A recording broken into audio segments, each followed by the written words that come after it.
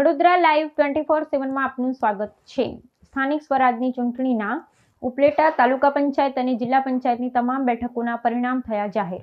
ઉપલેટા તાલુકા પંચાયતની 18 બેઠકો તેમજ જિલ્લા પંચાયતની 3 બેઠકોના પરિણામ જાહેર થયા। ઉપલેટા તાલુકા પંચાયતની ટોટલ 18 બેઠકોમાંથી 9 બેઠકો પર ભાજપનો વિજય, જ્યારે કોંગ્રેસ પણ સામે ટક્કર ઝીલી તાલુકાની 8 સીટો પર વિજય હાંસિલ કર્યો। આમ આદમી પાર્ટી પણ ધારાસભ્યના ગઢમાંથી જીત મેળવી તાલુકા પંચાયતમાં ખાતું ખોલાવ્યું।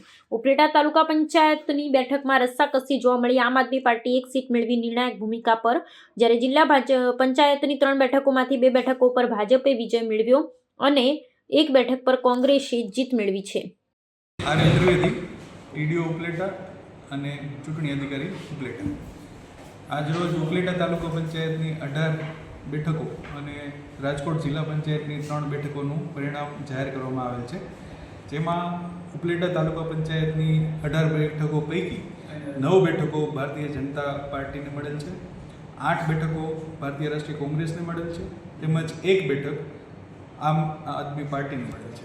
તેમજ જિલ્લા પંચાયત રાજકોટની 3 બેઠકો પૈકી 2 બેઠકો એ ભારતીય જનતા પાર્ટીને મળેલ છે અને 1 બેઠક ભારતીય રાષ્ટ્રીય કોંગ્રેસને।